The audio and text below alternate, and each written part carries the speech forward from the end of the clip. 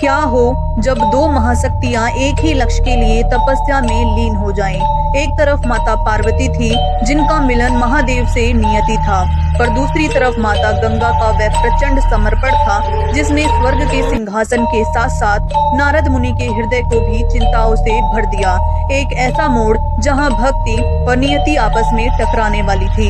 हिमालय की गुफाओं में एक अद्भुत दृश्य था। माता पार्वती महादेव को पति रूप में पाने के लिए कठोर तप कर रही थी, लेकिन उनके साथ साथ माता गंगा भी उसी अटूट श्रद्धा के साथ शिव की आराधना में डूबी थी। गंगा का तप इतना तेजस्वी था कि प्रकृति का संतुलन डगमगाने लगा। देव ऋषि नारद ने जब यह देखा तो वो सोच में पड़ गए। पार्वती और शिव का मिलन तो सृष्टि का आधार था, लेकिन अगर गंगा की तपस्या पूर्ण हो गई तो नियति का चक्र बदल सकता था।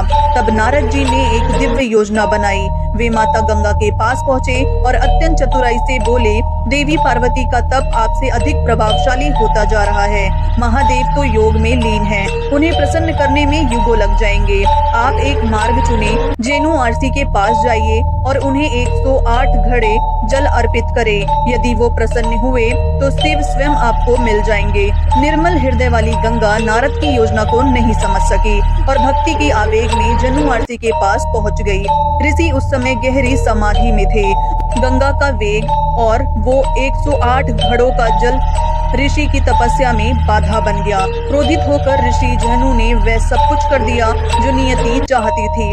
उन्होंने गंगा के उस प्रचंड प्रभाव को पी लिया और उन्हें श्राप दे दिया। गंगा की तपस्या भंग हो गई, लेकिन उनका निस्वार्थ प्रेम महादेव तक पहुंच चुका था। तभी वहां महादेव स्वयं प्रकट हुए। गंगा की आंखों में अश्रु थे और हृदय में केवल एक ही इच्छा थी, गंगा की अटूट भक्ति देख महादेव ने कहा, इस सृष्टि की नियति में पार्वती ही मेरी अर्धांगिनी है, लेकिन आपके इस निस्वार्थ समर्पण को खाली नहीं जाने दिया जाएगा। आप मेरी पत्नी बनकर मेरे हृदय में नहीं, बल्कि मेरी शक्ति बनकर मेरे मस्तक पर निवास करोगी। आज से मैं गंगाधर कहलाऊंगा और मेरा नाम हमेशा आपके नाम के बाद ही पूर्ण होगा। ऋषि ने भी महादेव की आज्ञा से गंगा को अपने कान से मुक्त किया, जिससे गंगा का नाम जानवी पड़ा। ये वह दिन था जब महादेव ने गंगा को अपनी जटाओं में स्थान दिया। कमेंट में लिखे हर हर गंगे।